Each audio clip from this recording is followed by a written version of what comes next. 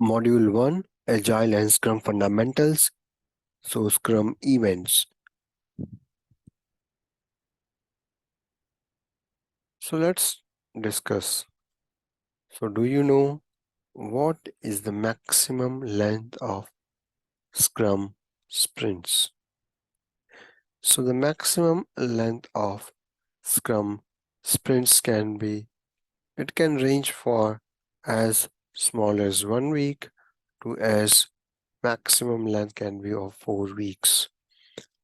So as we have seen in past, the length can be ranging from 1 to 4 weeks.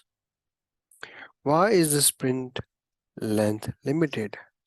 So the reason we want to have the sprint duration limited so that we have a frequent connect with the customer to make them see the overall progress, and if there are any specific requirements we want to get a clarification from them, we can do that. So there's no point in having a scrum which is as big as say 2 months or 3 months, because in that you lose on the touch point with the customer. So the more touch points you have with the customer, better it provides the overall confidence to the customer, and hence we basically limit the sprint length.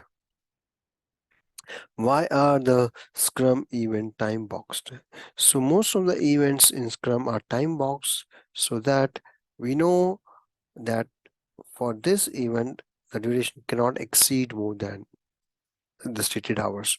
So let's assume if you have 3 hours for our event, you cannot go beyond that. If you want, you can complete your event well less than 3 hours, but then you cannot or you should not exceed the time box limit.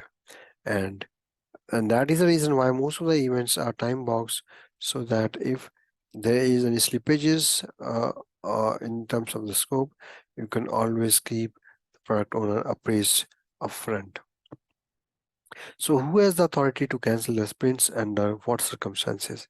So as I have stated, it is the product owner who have the authority to cancel the sprint, but then those circumstances has to be exceptional in nature. So you cannot basically or simply cancel the sprint just like that, because there is an effort which has gone through.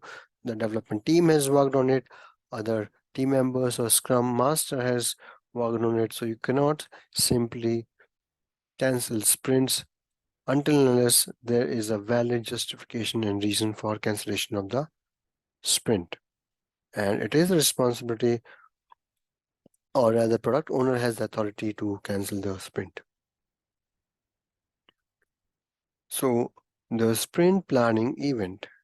So let's talk in detail about the sprint planning event. So sprint planning event is a ceremony or an event where the product backlog items taken from the product backlog, they are ranked, they are discussed along with the development team and the product owner.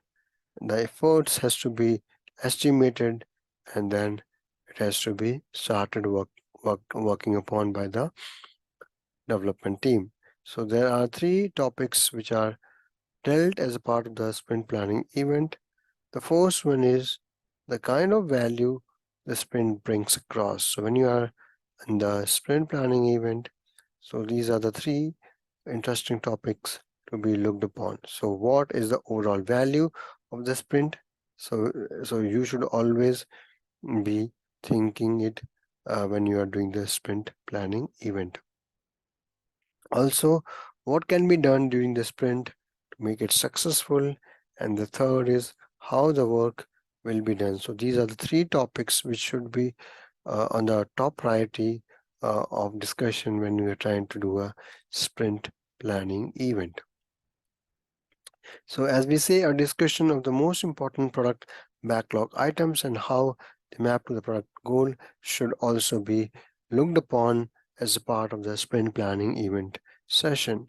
So how the product goals and the product backlog items are being worked upon in this sprint, and how is it overall, how this sprint is overall adding value to the product backlog.